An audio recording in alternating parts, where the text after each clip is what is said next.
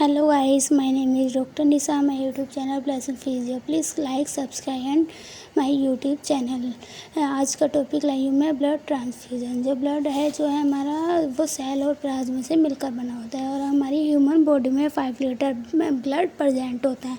हम बात करते हैं ब्लड ट्रांसफ्यूज़न। ब्लड ट्रांसफ्यूज़न वो है जो हम 1 पर्सन से उसके ब्लड पर दूसरे पर्सन को हम डोनेट करें तो हम उसको बोलते हैं ब्लड ट्रांसफ्यूज़न। जैसे blood transfusion is the process of transferring blood or blood based product from one person into circulatory system of another।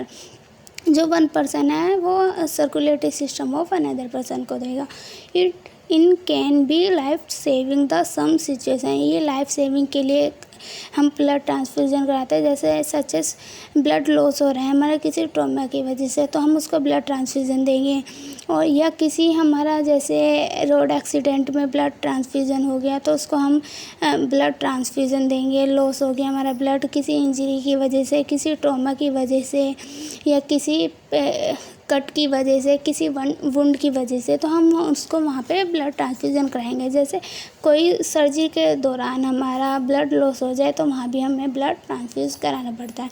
जो ब्लड ट्रांसफ्यूज़न जो है हमारा वो 3 कंपोनेंट्स में बना होता है। ब्लड कंपोनेंट्स एक होता है आरबीसी, एक होता है डब्ल्यूबीसी और एक होता है प्लाज्मा और एक होता है प्लेटलेट। जो आरबीसी होती है वह एरिथ्रोसाइट होती है और डब्ल्यूबीसी ल्यूकोसाइट्स होती है जो और प्लेटलेट होती है थ्रोम्बोसाइट। जो आरबीसी सेल्स होती है हमारी कैरी करती है ऑक्सीजन को, हेल्प करती है रिमूव वेस्ट प्रोडक्ट को। और जो डब्ल्यूबीसी होती है वो बॉडी फाइट करती है इन्फेक्शन से। और प्लाज्मा जो है हमारा is the liquid part of your body. ये 90% water, 10% solute protein clotting factor करता है। और प्लेटलेट जो होती है वो थ्रोम्बोसाइट मतलब हमारा जो ब्लड में क्लॉट हो जाता है, थ्रोम्बस बन जाता है, उसको हेल्प करती है ये हमारी। अब बात करते हैं मैं इसमें एडमिनिस्टर इन्फ्यूज़न। अब बात करते हैं हम इसके इन्फ्यूज़न की। जो infusion of blood via fluid extra vein routine known as blood transfusion. इसमें इंडिकेशन जो होते हैं ब्लड ट्रांसफ्यूजन के वो रिस्टोर कर देते हैं नॉर्मल ब्लड वॉल्यूम को। और हेमरेज शॉक में, ड्यूरिंग मेजर सर्जरी में, इन केस ऑफ बर्न में, to improve oxygen carrying capacity या क्रोनिक एनीमिया में। ये ब्लीडिंग और क्लॉटिंग डिसऑर्डर में भी यूज़ होते हैं। और for extend transfusion in case of neonatal baby help hyperbilirubinaemia jaundice में भी हमें ब्लड ट्रांसफ्यूज़न कराते हैं। ब्लड ग्रुप सिस्टम जो है blood transfusion recognise of the blood group system is must blood transfusion because much may result is severe allergy anaphylactic shock and death of the patient.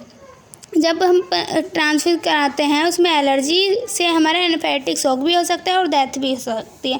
ABO blood group जो हमारे जो antigen और antibody मिलकर क्या बनाती है हमारी blood group. जो एंटीजन A है और एंटीबॉडी हमारी B है तो ब्लड ग्रुप क्या हुआ हमारा A। अगर एंटीजन हमारी B है, ब्लड एंटीबॉडी हमारी A है तो हमारा ब्लड ग्रुप क्या हुआ B।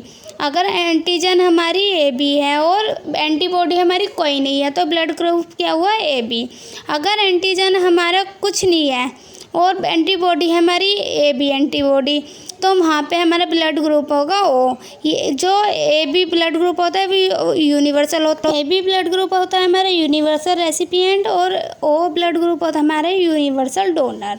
एक रेसिपिएंट करता है एक डोनर। अब बात करते हैं हम RH ब्लड ग्रुप सिस्टम। जो RH होता है एक होता है D एंटीजन परसेंट होता है जिसमें RH पॉजिटिव होता है और जिसमें D एंटीजन एब्सेंट होता है वो नेगेटिव होता है RH। जैसे A है हमारा तो A नेगेटिव होगा, जिसमें A RH प्रेजेंट है तो वो A पॉजिटिव होगा, जिसमें B है और B नेगेटिव है तो उसमें B पॉजिटिव होगा।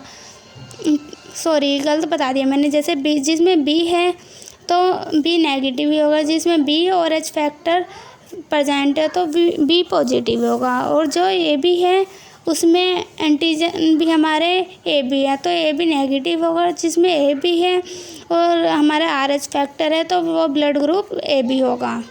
अब बात करते हैं हम अब बात करते हैं हम टेक्निक ऑफ ब्लड कलेक्शन, जिसमें ask the donor to lie supine position में हम पेशेंट को काउच पे रखेंगे। जो डोनर करेगा हमें उसका ब्लड प्रेशर कफ अप्लाइड करेंगे उसका आर्म पर, और inflated the cuff is below systolic और डायस्टोलिक प्रेशर।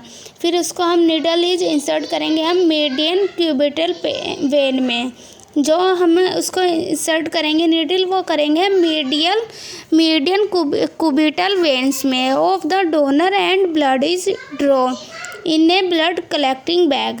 उसमें हम फिर उसको ब्लड कलेक्टिंग बैग में ले बात करते हैं स्टोरेज ऑफ ब्लड। जो स्टोरेज ऑफ ब्लड होता है वो collective blood should be stored of 4 degree Celsius temperature पे। Storage of at least less 2 degree Celsius में कोज हीमोलाइसिस, ये कोज करते हैं हीमोलाइसिस। जो हीमोलाइसिस होता है वो ब्रेक डाउन कर देती है आरबीसी ड्यूरिंग फ्रीजिंग कंपोनेंट के थ्रू। हेलो गाइस, अब हम बात करते हैं एलर्जी रिएक्शन। जो एलर्जी रिएक्शन जो होते हैं उसमें ईचिंग भी आ सकती है, रेशेस भी हो सकते हैं, फीवर भी हो सकते हैं, और इसको हम एंटी एलर्जिक ड्रग से हम उसको प्रॉब्लम को थोड़ी ठीक कर सकते हैं। जो ईचिंग फीवर होगा और एक्स होगा उसको भी मॉडरेट कर सकते हैं।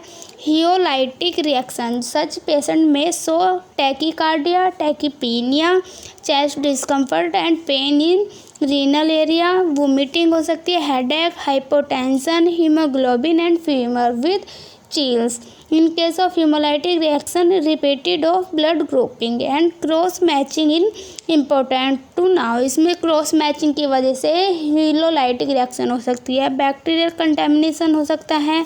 आप लोग बात कर जो बैक्टीरियल कंपेटेशन हो सकता है।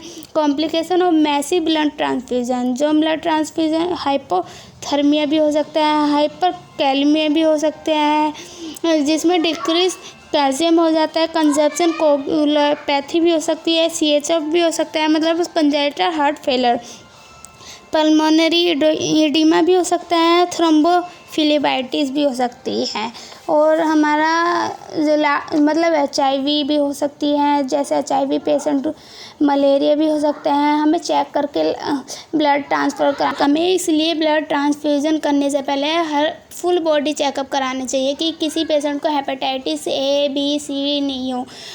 और हमें एक्यूट किडनी फेलर भी हो सकती है। इसके कॉम्प्लिकेशन लंग फेलर भी हो सकती है, शोक भी हो सकता है। जो शोक होता है वो लाइफ थ्रेटनिंग कंडीशन है that result from lack of adequate blood flow, lack हो जाएगा ब्लड फ्लो हमारा इसमें। ये हमारे ब्लड ट्रांसफ्यूज़न के कॉम्प्लिकेशन है। अब मैंने ब्लड ट्रांसफ्यूज़न मेरा कंप्लीट हो जाएगा। Thank you guys.